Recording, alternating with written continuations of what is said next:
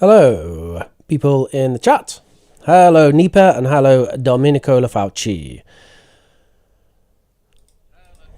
And as I said today, I'm just going to go through some of the homework from last week's stream, which was about learning vocabulary.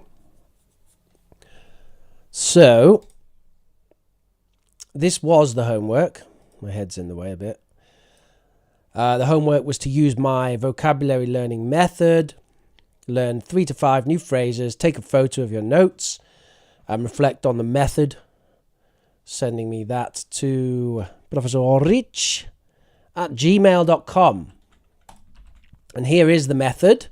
If you missed that stream, you can find the live stream on the channel and check that out. It's my full method for learning vocabulary. And I highly recommend trying it and then telling me what you think. This is the whole method. Simplify. All right. So, are we ready? Let's have a look what we've got here. Hello, Romelia. Hello, Anawat. I'm doing well. Good to see you here because I have some homework from you. And hello, Adelina Kurkan. Where are you from, Adelina? Have I seen you before? So, does anyone want to guess who made this submission with the beautiful handwriting? I would even call this calligraphy. Adelina's from Romania. Fantastic. And hello, Shimi Nada. How are you? Where are you from, Shimi? Shimi sounds Japanese, but Nadar, I'm not sure. Is that Middle Eastern? Ekaterina, how are you doing?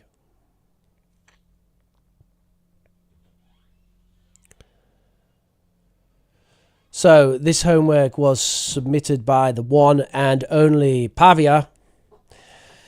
And we have some rather fancy words here. Now, I love Pavia's handwriting. It's very beautiful.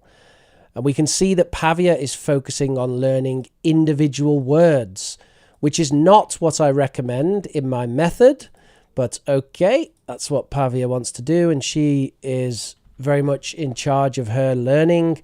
She knows what she's doing, so okay. Hello, Julia. Hello, Manuel. So, she's put here lambent, an adjective, literary adjective, glowing or gleaming or flickering with a soft radiance. So she's written there the word and a definition with no personalization yet. Do we have some personalization later? Let's see. Then we have splenetic. What is that? What are these words? Bad-tempered, spiteful. I don't know that word.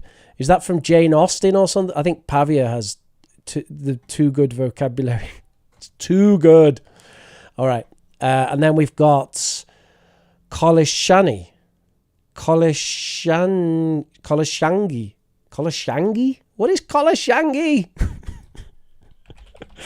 What is Kolishangi? Pavia, where are you getting these words? Kolishangi. Archaic Scottish. It's archaic. That means it's out of date. And it's Scottish, like the look. Kolishangi. Kolishangi. In fact, she put archaic Scottish. A noisy quarrel. Oh, and here we go. She's personalised all of them with the lambent moon cast a splenetic glow on the... Oh, no, wait. The lambent moon cast a serenade glow on the splenetic faces engaged in a Kolishangi. Well, that's very funny, Pavia. I have to say, it is funny. And I love your handwriting. Now I'm going to give you my critique. Okay, 1. Your personalization needs more context. Don't overload one sentence with new vocab. It's too much. You probably won't remember that phrase. It's too complicated. So what you want really is 3 to 4 sentences for each piece of vocabulary. I would also say for most students, don't learn archaic words.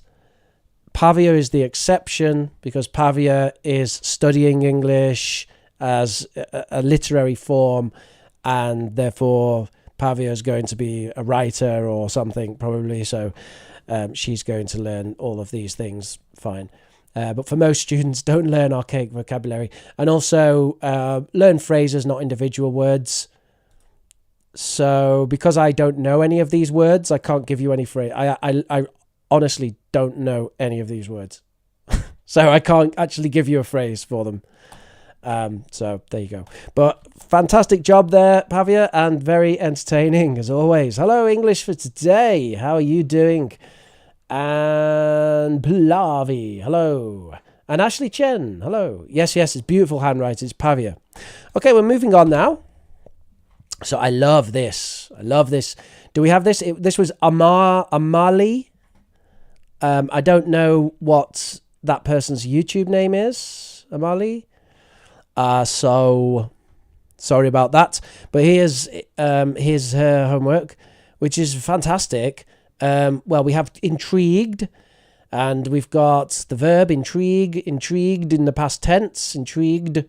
The meaning, to make someone very interested and want to know more about something. And we've got some of Amali's native language. Is that Thai? To secretly plan with other people to harm somebody. The idea intrigued her. You really intrigued me. Tell me more. There was something about him that intrigued her. Yes, I was very intrigued to read the story. It keeps your mind intrigued. So, I like a few things about this. Okay, first of all, I love the picture. I think the picture's perfect. And I love the detail. I think it's really lovely. Now, I think we can improve this. Again, there's two issues. Same issues as Pavia. One, we should be learning phrases, not individual words. So how about the phrase is be intrigued? And why don't we throw in an optional by someone or something? Okay, so that's our phrase. Rather than saying intrigue is the vocabulary now is be intrigued by. So we've got that lovely little phrase, the past tense kind of form. Okay, be intrigued by. It's not Thai, then it must be like Burmese. Yeah, so that's the phrase. And then when we come to personalization, really we want more context than that. Okay, one sentence. It's great that they did 3 examples like that, but how about something more specific?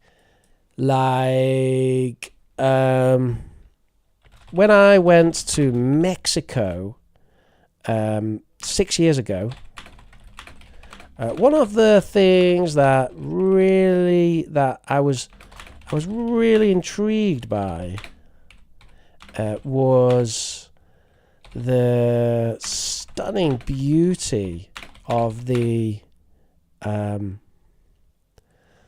coast of Yucatan.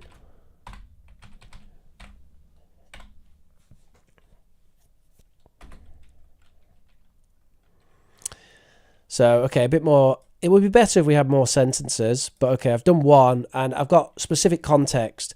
This is real, this is true. When I went to Mexico 6 years ago. So it's specific as well, because I'm talking about the beaches on the coast of Yucatan, and I'm saying how I was intrigued by them. I was intrigued by the stunning beauty of them. I mean, I was really fascinated. I took loads of pictures. So even some more context becomes a little story, and it helps you to remember it with all that context. Oh, you've been to Merida. Yes, Merida's cool. I highly recommend Tulum, but I think Tulum has a lot of tourism now. Okay, so well done there, Amali. We also have this from Amali. There are innumerable possible futures. Innumerable. Too many to be counted. Very many. Synonym countless. I like this this kind of stuff with the synonym and lots of different meanings. That's nice.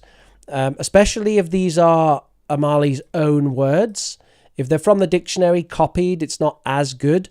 But if they are Amali's own words, that's really good. Innumerable books have been written on the subject. Wonderful. The mixture penetrates into the rock layer and produces innumerable tiny cracks. See, I like this, but what mixture? Where's the context? Can we have the context? Because then that'd be really good. Also, I wonder, is this an example that Amali made, or did they lift it from a text? Because if you make your own example, it's much better. In fact, if you make your own example, that is personalization. If you don't make your own example, you just copy it. That's not personalization. Okay, so I want the context here. What is the mixture that penetrates into the rock layer and produces innumerable cracks? Because at the moment, this is without context. They come with innumerable side effects. What is they? What comes with innumerable side effects? Certain medical treatments, perhaps? No comment. No comment about viruses of unknown origin, which no longer exist if you look at statistics, actually. Anyone see that? China, they've got zero of the nasty virus now. Did you see that? Official Chinese statistics, everybody. So our planet is going to be populated with innumerable satellites, communication technology. I like this a bit better because at least we have some context here. Our planet is going to be populated with innumerable satellites in the future. So that's better. There's some solid context there. It's not ambiguous. We're not talking about the mixture or they or whatever. We've got some specific comments here. So that helps.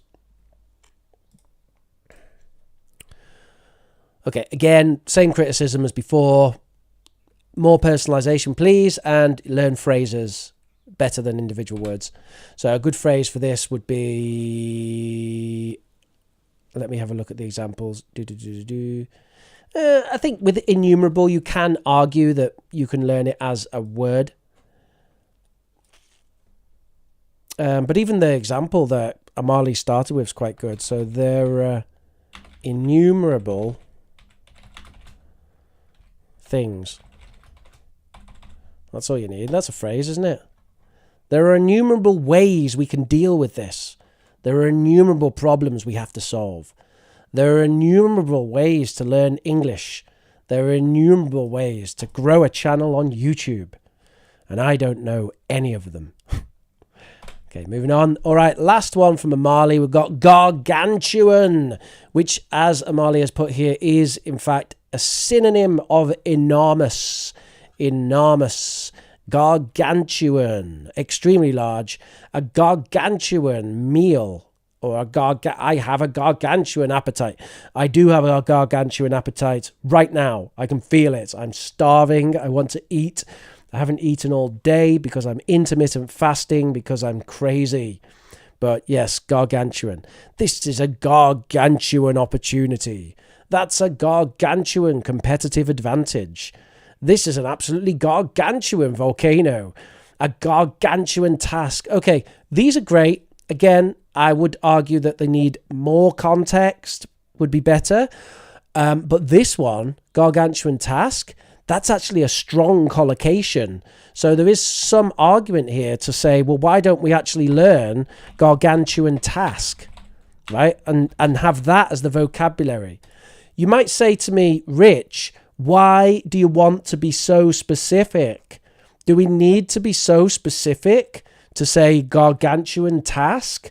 Why not just learn gargantuan as an individual word? Isn't that more flexible, Rich? Well, here is the rationale. When you learn gargantuan task as a fixed phrase and you really learn to use it, of course you will learn gargantuan as well. If you know how to use the phrase, I'm gonna go, then you know what gonna means. So if you learn I'm gonna go, then it's quite easy to then say, I'm going to work. And then it becomes quite easy to say, I'm going to cook. And then it becomes quite easy to say, are you going to cook? Right? So all that comes naturally. That's why I say learn phrases, because the individual components will come naturally. You don't need to learn the individual components. Learn the fixed phrase. Nanda sore, nanda kore wa, kore wa nan desu, sore wa nan desu. Okay, enough. A gargantuan task would be a lovely one. That is a gargantuan task. Everyone knows that we need to deal with climate change in the near future. One of the things we've got to do to help with that is transition. That's a bit of a loaded term these days, isn't it? Transition. But okay, transition to using renewable energy sources. However, convincing China to stop building coal power stations is quite the gargantuan task. Brilliant. There you go. Loads of context. And it has our vocabulary in there. So that's really the kind of example that I am looking for. I know it seems a bit over the top, but it's the kind of thing you will remember, and then you will use it, and then you will learn gargantuan, because once you are capable of using the phrase gargantuan task, you will, of course, understand and use gargantuan. Pavia, don't know. Pavia's pretty busy, so hey. A gargantuan ravine in Yellowstone Park. I like it. It's a nice example, Manuel. Thank you. And Domenico Lafauci is commenting again on the Yucatan about the turquoise waters with the waves gently crashing against the shore. Wonderful. Professor Rich's homework is not, let's say, not a gargantuan task in the grand scheme of things. Drop the S and instead of the. Professor Rich's homework is not a gargantuan task in the grand scheme of things. Yes, but we want more context. More context, Julia Qatar. So, my name's Julia Qatar, and my English is quite capable. And therefore, for me personally, Professor Rich's vocabulary learning homework is not a gargantuan task in the grand scheme of my life. Bit more personal and with more context. All right, so that was Amali, and now we move on to Anawat. Are you there, Anawat? So here we've got Anawat. Now, instantly, I love the colours, and some people, they like to make notes like this with all these colours, and for people who are inclined that way, it does help. So absolutely lovely. Like to see all these colours, like to see the picture. And we've got right on the money. And this, I really like this. So this is actually what we call a mnemonic. And a mnemonic is something which triggers the memory of the phrase. So here we've got right on the money. And we have a picture of darts going into a dartboard. And then in the center of the dartboard, we have a dollar sign, which is the money. So we've got this mnemonic, which helps us remember the idiom. So that's something I will comment about later, the fact that this is an idiom. Okay, so we've got right on the money, which means you're dead right. You're absolutely correct. Her prediction was right on the money. I won the contest because my guess was right on the money. So these are examples, just general examples. Then we've got my example. I try out the new restaurant in the city. Okay, you've missed the past tense there, Anawat. I tried out the new restaurant in the city, and it was a delightful experience. The service was impeccable, and the food was right on the money. Nice, delicious, flavorful, and perfectly cooked. if this is a true story for you, it's really good. What I would add to this, actually, is I would put the name of the restaurant. I tried out the new restaurant, Tigers. It's a Vietnamese restaurant in the city. I went with my sister and we had sweet and sour pork and Thai green curry. It was a delightful experience. The service was impeccable and the food was right on the money. See how I'm adding real details from your memory into the example, which then contextualize it more. Now, interestingly enough, this is correct use of the phrase, but it is actually different than your definition. You've used the definition to be completely right or correct, whereas actually you're using the phrase to mean perfect. The food was, boom, just right, perfect, right? So it's actually different than your definition. But that's okay, because actually I would argue that the example is more important than the definition anyway. If you get the example right, bingo. If you get the example right on the money, then you'll learn right on the money. So Anawat says, it took me 3 hours to finish my homework. 1 hour for writing and recording and another 2 hours for drawing pictures.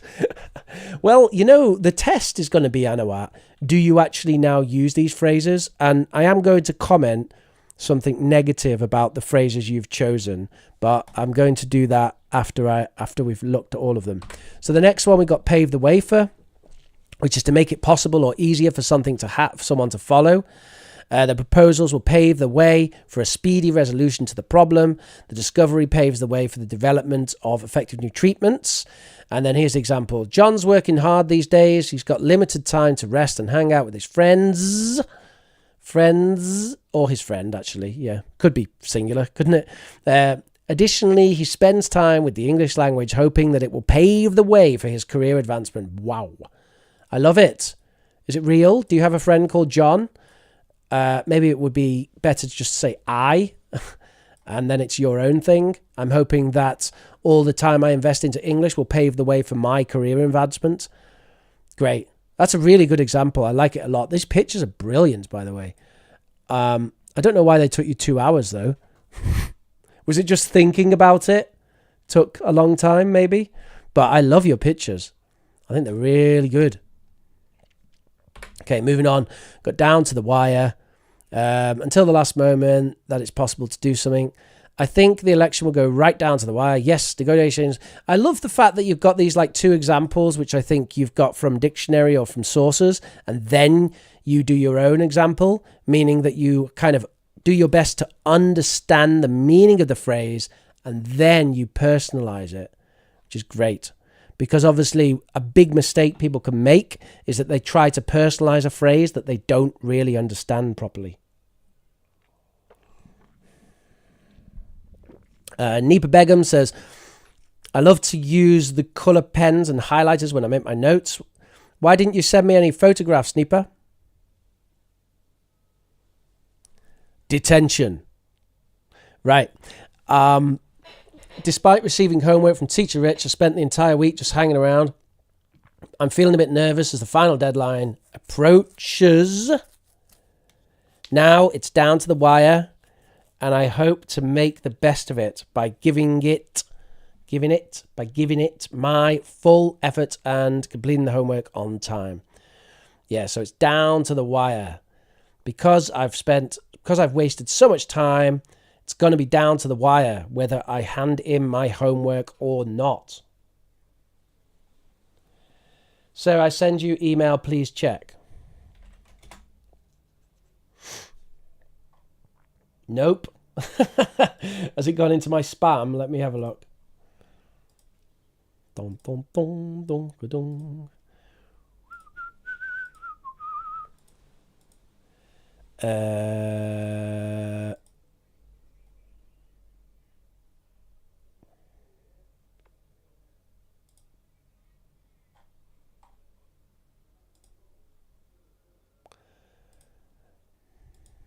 Yeah, I don't see that email. Did you use the correct email?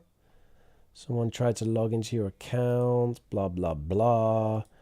I'm checking my spam folder, nothing there. Inbox, nothing there. So let's put it in, professorrich@gmail.com. That's my email address. Try again. English for today. Riddle says, I've been busy these days working on my farm. Over hello. Great. What do you grow on your farm? Pallavi says, teacher, you know my major is English, but I didn't choose this. My parents chose it. The problem is my English isn't good enough. Don't worry, Pallavi. You're just starting. Your homework, your English will be great. Keep going. Good afternoon, Pavia. Good to see you. You're late. I think, do I have DVR on? Yes, I have DVR on. So you could just rewind the video yourself and watch if you want when we talked about yours, or just stay live with us and say hello. Julia, did you see my email? Okay, I don't like this. People are saying that they've sent me emails and I don't have it. Julia, I didn't see any email from you at all. No, I don't have it. Why am I not getting your emails? Yeah, I can't see it. The only two people I have emails from are for this homework are Amali and Anawat. Don't have anyone else. So try sending again? Question mark? Even with spam, I have in my spam folder, I only have, that doesn't make sense. I only have 40 messages in my spam folder. Maybe that's the maximum. Maybe it went into spam. Okay, I'll need to check spam in future on my Professor Rich email. Because, yeah, obviously there's some problems. I don't understand why you're waiting down to the wire for dressing up. You're going to be late. Yeah. Okay, great. All right, fantastic. Well done. Moving on to... Oh, no, wait. Is that it? Okay, yeah. So these are all of Anawat's. Now, as I've said, I really, really, really, really like Anawat's style and effort. Here's my criticism. These are idioms. Which, okay, that's great. Learning idioms is wonderful. But they should be the minority of your vocabulary learning. The majority of your vocabulary learning should be common useful phrases. Right? The majority of your vocabulary learning should be common useful phrases. Let's not overdo the idioms. Okay, that's my only worry. Because some people, they think when I say learn phrases, they think I mean learn idioms. That's not what I mean. I mean learn groups of words. They don't have to be idioms, right? Like final deadline. That's a phrase. Okay, just like that. Final deadline. It's a noun phrase. Okay, that's a possibility. Okay, spend the entire noun doing something. Okay, that's a verb phrase. Spend the entire week. I spent the entire week working. I spent the entire holiday chasing after my dog. Okay, I spent the entire evening playing video games and drinking vodka with my dog, for example. So this is what I mean by phrases, right? When I say phrase, I just mean groups of words together. That's it. Okay? Not necessarily idioms. But I don't want to take away from your brilliant examples there, Anawat.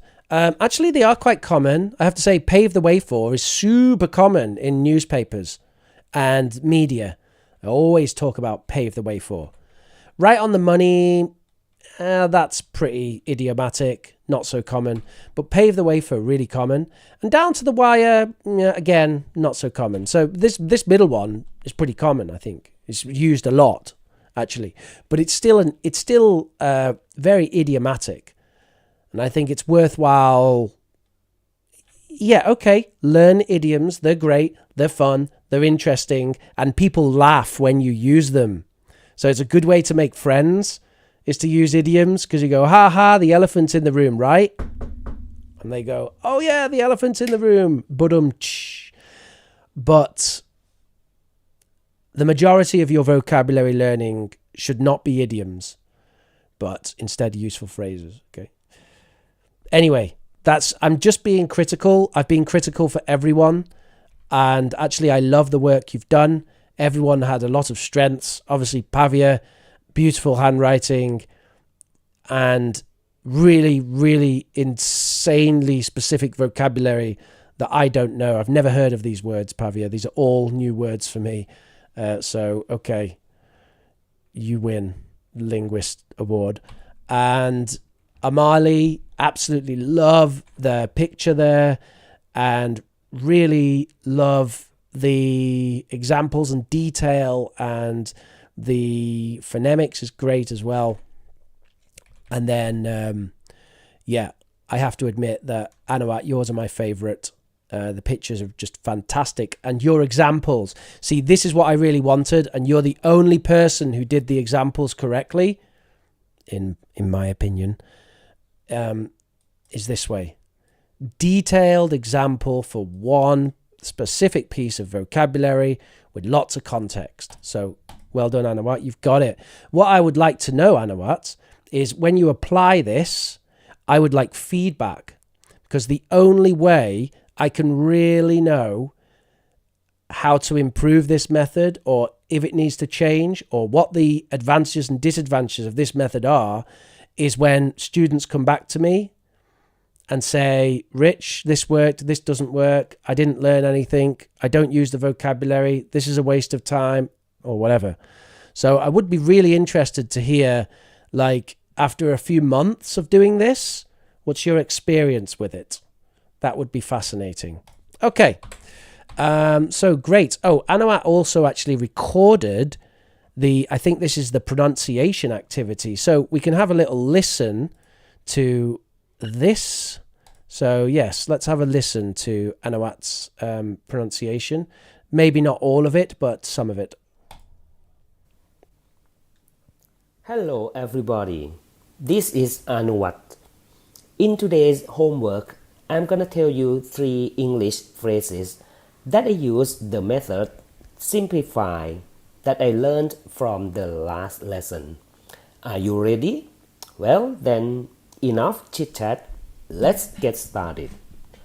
Phrase number 1 is right on the money. Again, right on the money. Definition: to be completely correct or right. For example, I tried out the new restaurant in the city, and it was a delightful experience. The service was impeccable, and the food was right on the money, delicious, flavorful, and perfectly cooked. All right, so let's stop there and I'll give you some comments on that. First of all, well done, Anawat, for having the confidence to record that and send it in. Can be difficult for anyone to do something like that. And I think it's really great to take the time to record yourself and listen to yourself. A very beneficial activity for a language learner. Now, my comments. Intonation, quite nice. And I can see you're really trying to give that presenter English intonation. That's fine.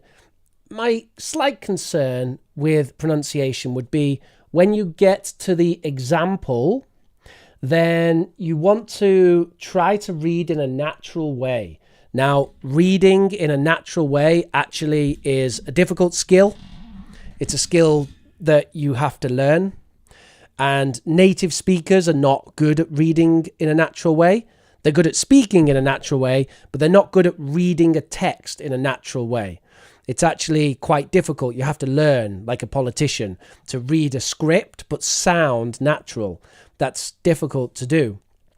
I will demonstrate how to do that with your example, right? What was the one? It was right on the money, wasn't it? So we'll have a look at right on the money, and I'll demonstrate reading it your way and then reading it in a natural way. Okay, so the way you read it is you read it like this.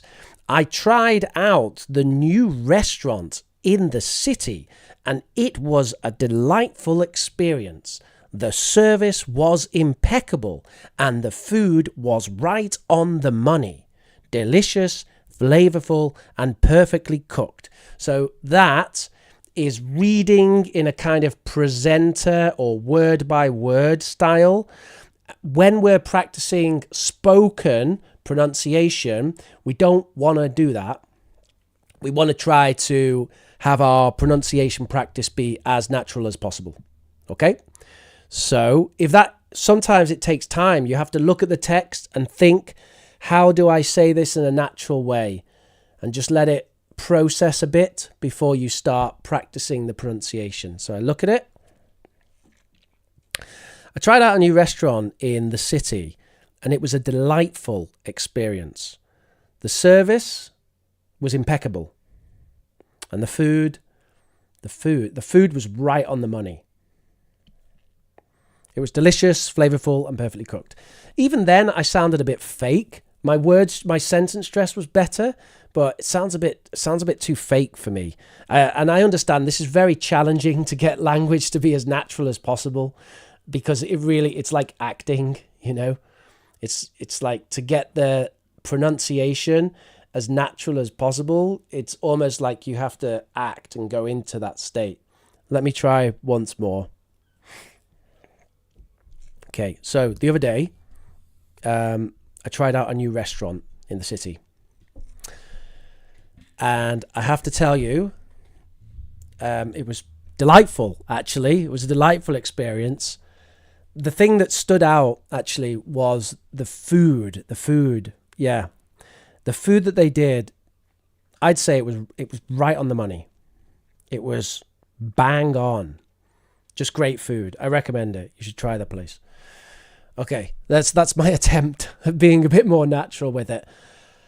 And that's what I mean by kind of practicing in a natural way. Yeah, I understand you can't always do that. It's just something to aim for. I'm not saying that's how you have to do it. Okay, any pronunciation practice is better than no pronunciation practice.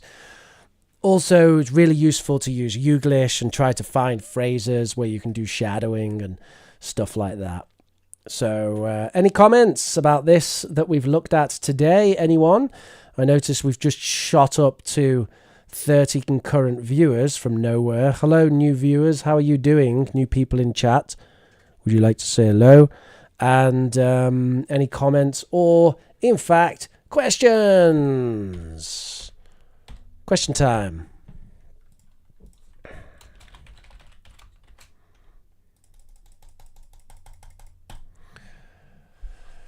I sent you an email, but it's not going, says English for Today.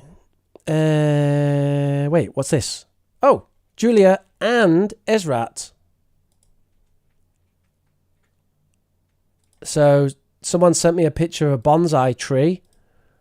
Thank you for that. But I do actually have Julia's homework. That's nice, isn't it?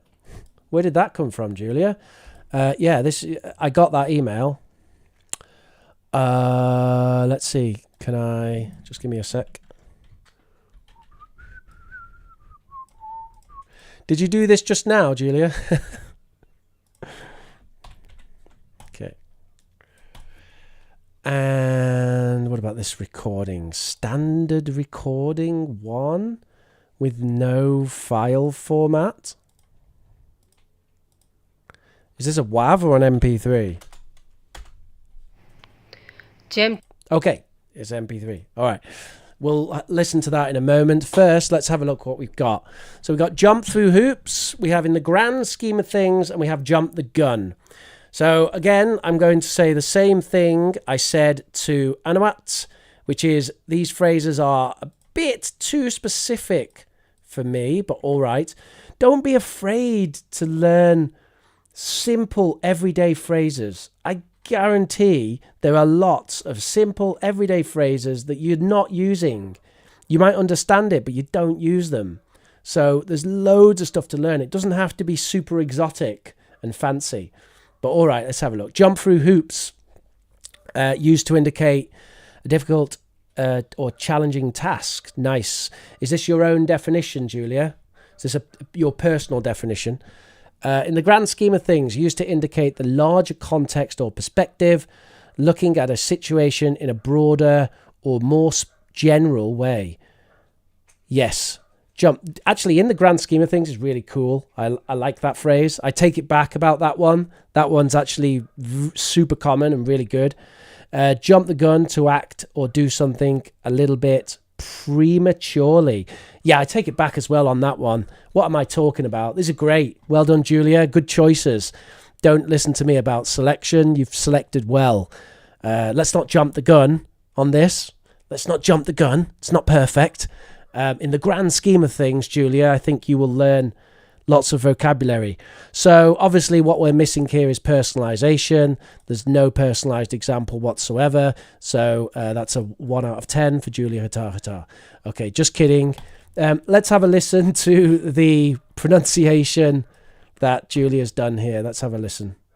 Jump through hoops used to indicate a difficult or challenging test.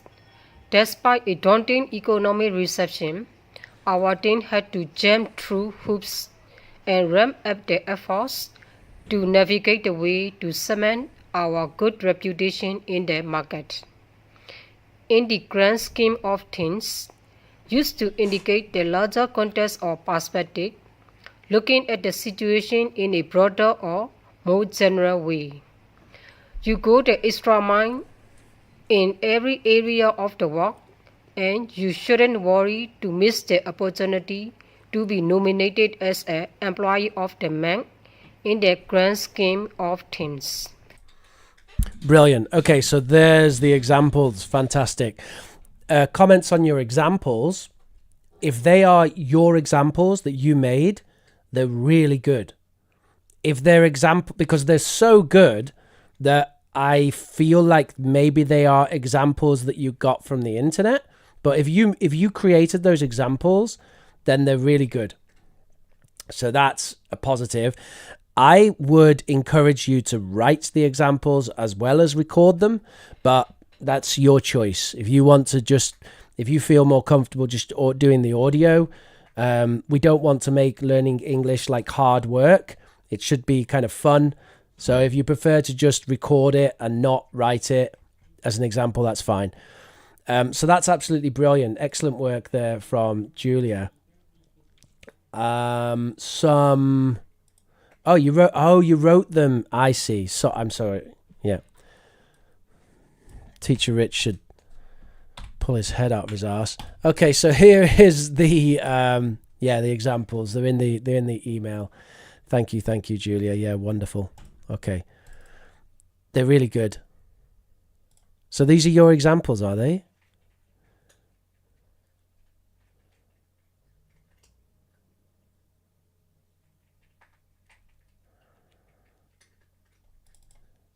Yeah, pretty good. This last one could do with a bit more context.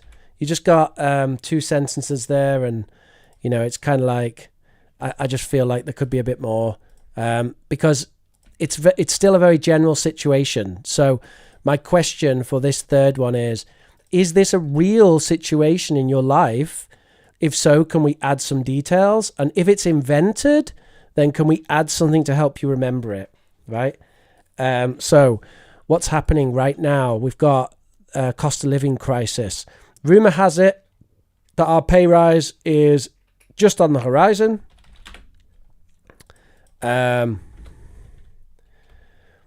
With the cost of living crisis in 2023, everyone is desperate for more money right now.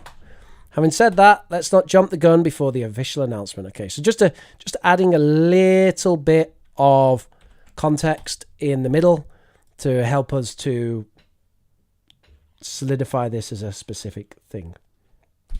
Okay, and general comments about your pronunciation.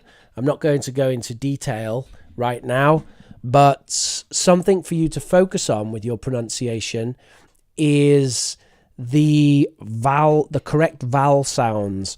And the specific one which I noticed is that with this word, you were using a kind of a o or a or sound, which is not correct. The actual sound here is a sound.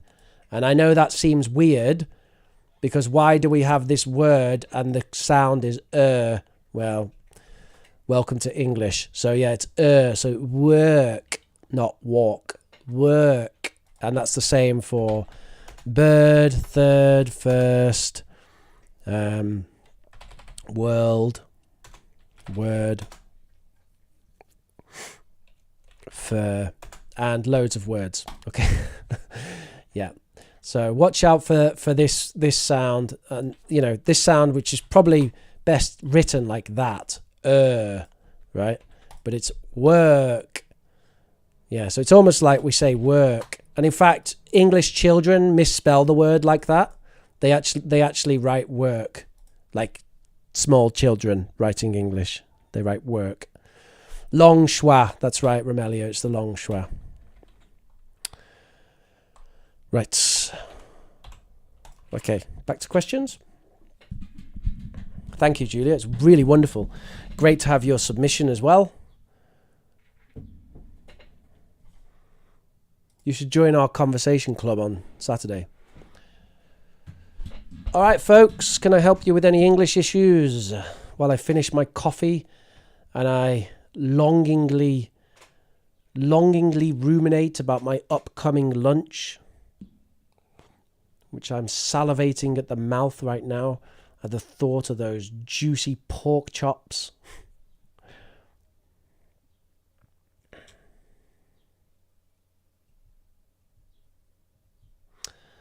I'm going to have pork belly. No, I don't live in London, Plavi. I live about 1 hour from Oxford these days. How can I pronounce the sound of E in IPA? There you go. E. Since you've asked, Riadal, I'll do a little phonemic thing. Everybody loves phonemic things. We'll just do the vowel sounds. Okay, vowel sounds. So, E, I, O, U. Notice the lips. E, I, O, U. And then, E, O. Or.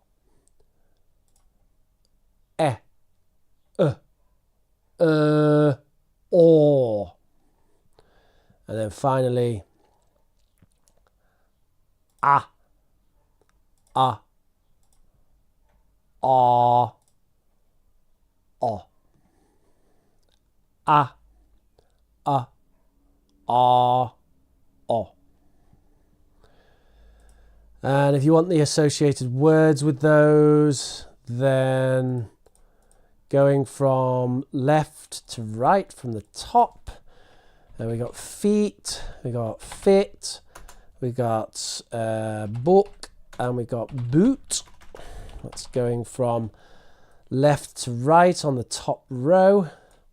And then the next row, we've got head, we've got America, America, America. Okay, two schwas, America. Then we've got as I said, work, and then we've got or, which is walk. Okay, so that's the second row. And then third row, cat, must, car, and not. There you go. These are my own words, and these are not the kind of official words or whatever. There you go. So there's a little demonstration of the phonemic charts. Disgusting sound. What sound is disgusting? Well, E. Where are we? Literature is all about wordplay intertwined with emotions. That's where the half of the loyalties in any literature lies. Very good. Julia, what's your mother tongue? Burmese. I don't know what do they call Burmese these terms? Myanmarese? That doesn't make any sense, does it? What do they call Burmese now? It's got to be Burmese still, right? Burmese, it is. We call it Burmese. Burmese. So now the country in English is called Myanmar, but we call it Burmese. And the people are called the Burmans. So why don't we just call it Burma? What do you think about that, Julia? Do you want us to call your country Myanmar or Burma? Where am I? Pallavi doesn't have any ideas. The long it's a good sound. Rich, I'm eager about phonology. Can you give me an idea about phonology? Just play with it.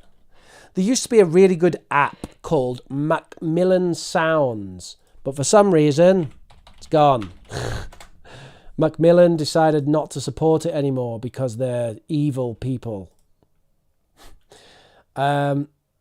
Allegedly, you can download it off the internet. Let me see if you can actually download it off the internet. I don't think you can download it off the internet. No, you can't. It goes to a website and then my antivirus pops up and everything goes crazy. It's such a shame because it was a really good app for learning the phonemics. But they've just decided that they're not bothered now, I suppose. Maybe Adrian Underhill's retired and doesn't care anymore. It's a shame. I really liked it. Never mind. So yeah, I don't really know what app or whatever to recommend now for learning phonemics. Just do a Google search for interactive British phonemic chart and you should find something. Have a look at the different websites, you'll find one that's good.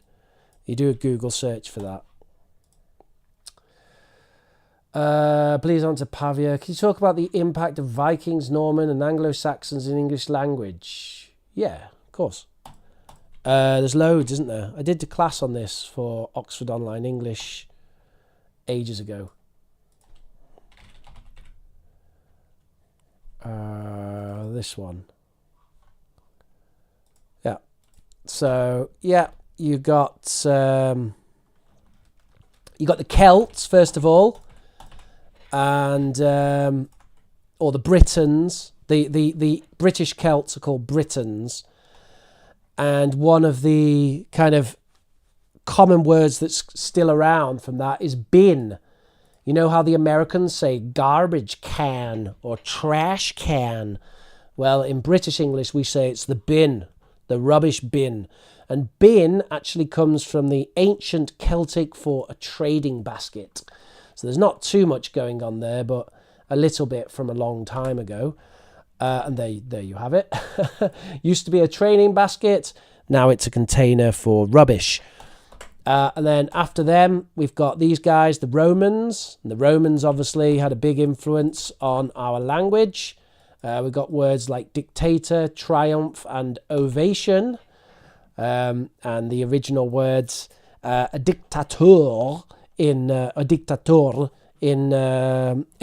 Latin was a legal decision maker with temporary absolute power, but in English, dictator is a permanent ruler with absolute power. So we can see the change in meaning over time. In Latin, an ovationem is a shout of victory, whereas in English, modern English, ovation is when people stand up and clap.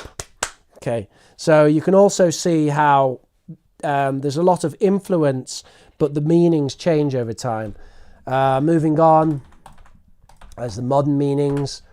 Moving on, we have the Saxons. So the Saxons are from northern Germany, and we have a lot of words in English which come from Saxons. So you can see one that we have here, Fijosans, which become friends. This is where friends comes from. Fijosans became friends in English. Then we've got Withman. Where is my Withman? Hey, Withman. Withman is where the word woman or women comes from Withman. Notice wife, man. It's It's basically wife man. It's like, where's my wife? Oh, my woman, or whatever, right? That's where it came from. Then we got willkommen, which is a person I'm happy to see. Willkommen, you're a person I'm happy to see. And that, of course, becomes welcome in modern English. Welcome, which is something you say to someone to make them feel relaxed and happy to come into your house or whatever. And we've got the House of Alu, which is the old Saxon name for a pub. And I don't know what that became in modern time. Oh, Ale House, yes, because it's House of Alu, and that became Alu House, which became Ale House. Ale House is a modern word for pub. Moving on, so Pavia mentioned this, the Vikings. We've got words like Rut and Unger and Hagen. Hagen. And these became words like root, which is the cause or origin. Unger. I have hunger. I'm hungry. It's angry, isn't it? Angry. And then Hagen. Hagen. Hagen, which weirdly enough became haggle. So it's quite interesting. Hagen was cutting down the trees, like we need to hagen the trees. But then later it became haggle, which means cut down the price. So it's like you're negotiating the price. Oh, I'll give you 15 quid. 15 pounds? No way. 20 at least, right? So that's where that comes from, that Hagen.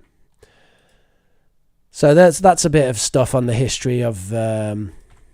Oh, we've also got the French influence, of course. William the Conqueror. One of the interesting things about the French influence in English is that because the French were the ruling class, the French were the nobles, then many of the words that come from French are related to power and leadership. For example, gouvernement, which meant control, which became government, okay, which is the power. Justice, which meant fairness, but now means the law, right? And then taxe, which obviously is the taxes. Also, interesting thing that we have from French is that, in English, we always have two words for meat. So, for example, we have pork and pig, and we have beef and cow. And we have, what else do we have, everybody? Pork and pig, beef and cow, sheep and lamb, or mutton and lamb, and anything else? Pork, beef, can't think of it. So the interesting thing about this is that the word for the food is the French word, because the French were the nobles and the French ate the food, right? So porc or bog is from French, and bœuf or beef is from French, right? So the word for the food is from French, but the word for the animal is from Saxon, because the Saxons were the farmers, right? So pig, cow, and lamb, or sheep even, they are Saxon words. All the Saxons were farmers, and the French ate the animals. The French got to have the food, and the Saxons were the farmers. Okay, so there you go. France plots against England with the Vikings, blah, blah, blah. Yeah, I'm sure. The Normans, actually, William the Conqueror is a member of Normans. The Normans were Vikings, actually.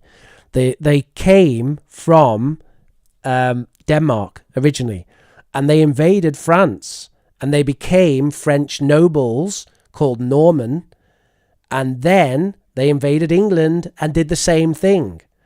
So they actually were Vikings, but they were Vikings that were very good at integrating into the culture. So William the Conqueror, when he had his son, his son married a Saxon woman, and they called their child something very Saxon. Let me just find it, his name, because it's a really Saxon name, and that was very clever, very, very clever, because the Saxons did not like the idea of the Normans ruling them, but it was very clever. Yeah, that's it. So it's William II, who was William the Conqueror's son, and he had a child who I think actually died and never became ruler, but he had a really Saxon name. Oh, he's got a few, actually. He's got a few sisters. Okay, I can't find it, but anyway, it's an interesting story. Right, where are we? William of Orange. William of Orange, isn't he? Is something to do with Holland? I don't really know anything about William of Orange.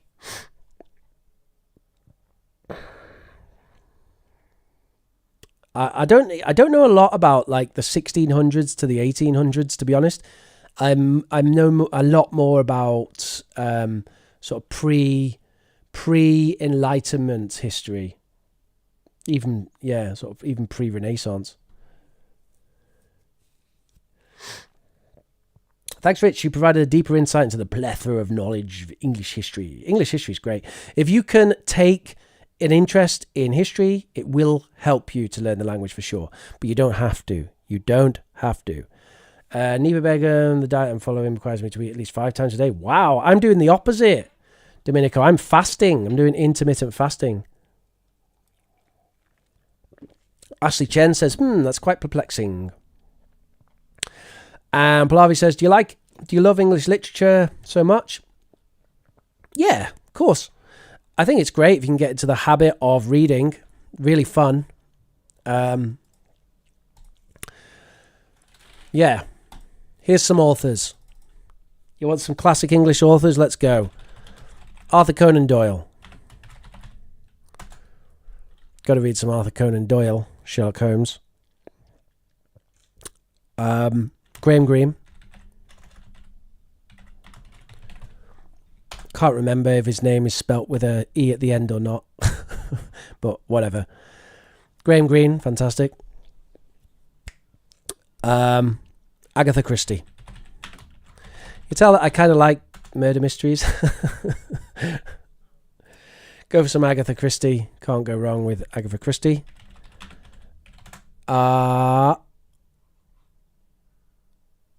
Enid Blyton.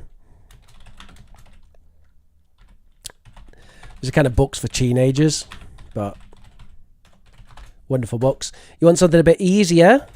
Check out Roald Dahl.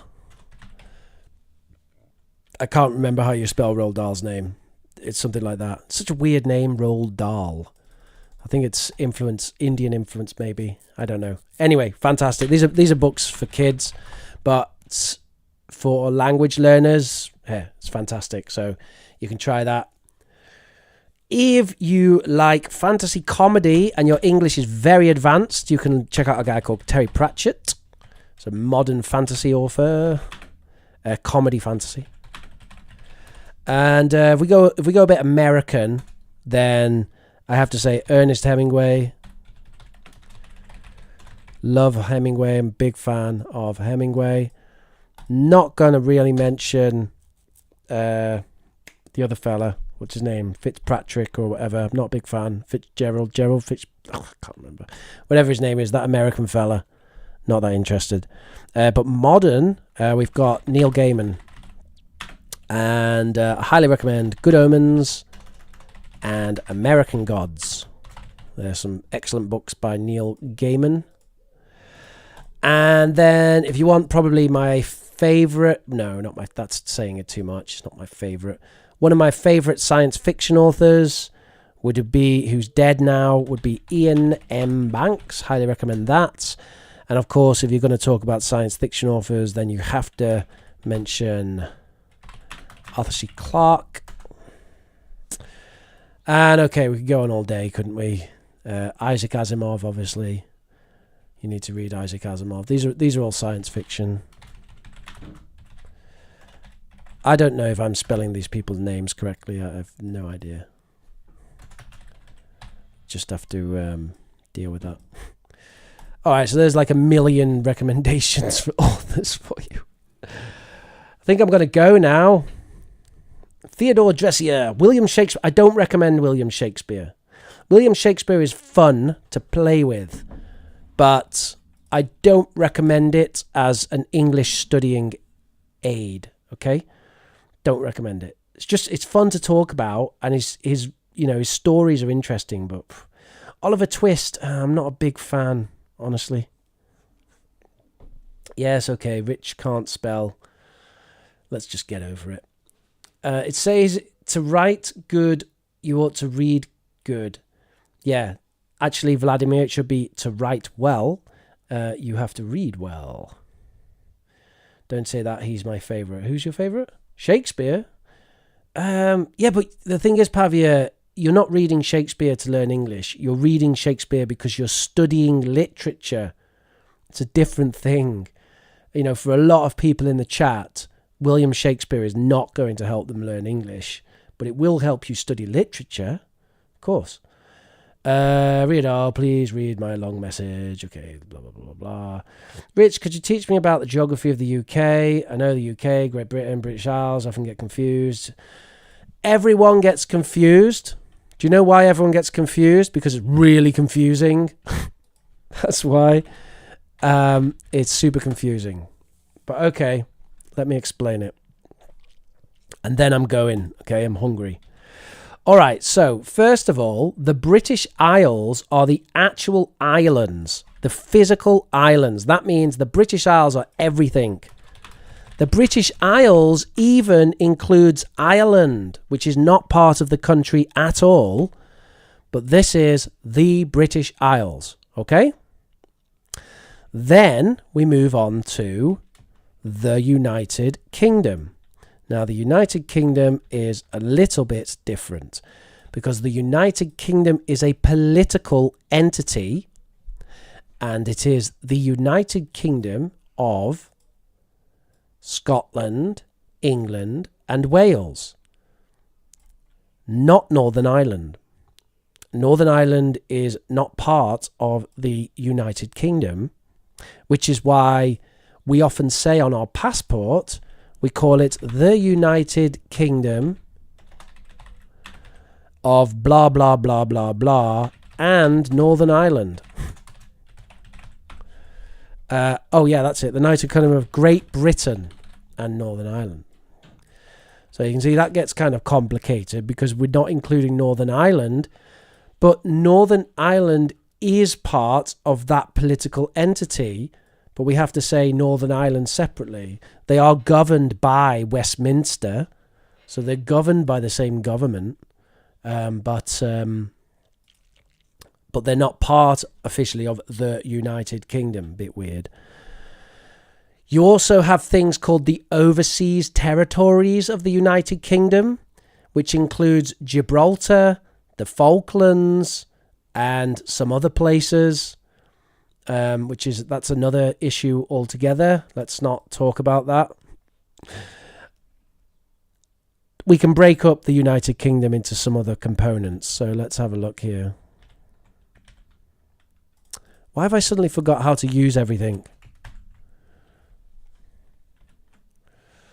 Right. So Scotland, England, Wales, Northern Ireland. Scotland. Actually, it's a bit lower than that. Probably about to like there. Yeah, that's about right. So Scotland, England, Wales, and Northern Ireland. Okay. And they really are the countries that make up the political entity that we're sort of in together. Scotland, England, Wales, and Northern Ireland. The Republic of Ireland is not part of the United Kingdom. They had a war of independence between the First and Second World War. And then during the Second World War, they helped the Nazis to bomb England. Thank you, Ireland. Thank you for that.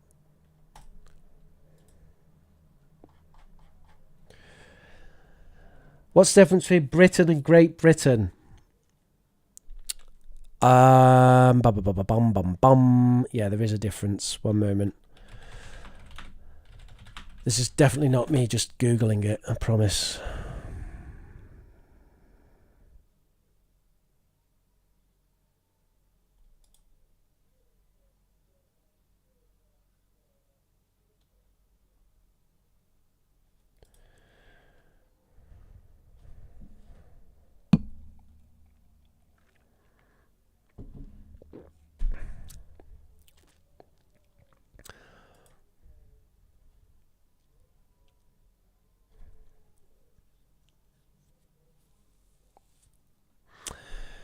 Right, so apparently Great Britain is the island.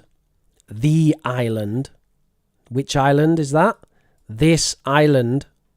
That is Great Britain. Okay. Whereas Britain is everything as a political entity.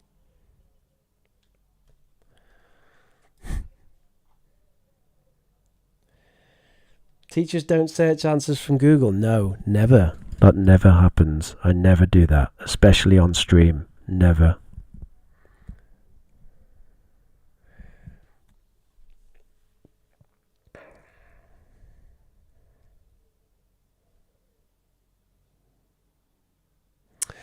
English for Today says, I've sent you an email. Please reply.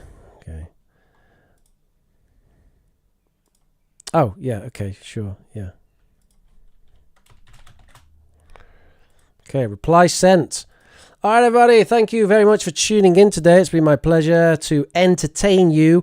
I am streaming again tomorrow, so look out for that. I haven't even made that class yet, but it's quite a spicy subject where I'm going to talk about common English mistakes that I hear. So I'm going to have to really get my brain working for that one. Oh, I'm absolutely dying. I need food. Absolutely dying. Wonderful. Thank you very much for joining me. Let's have some outro music. Thank you. Have a lovely day. See you soon.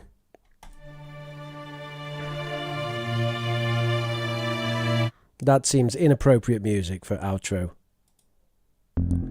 That's also inappropriate. Okay, that's better. Is that better?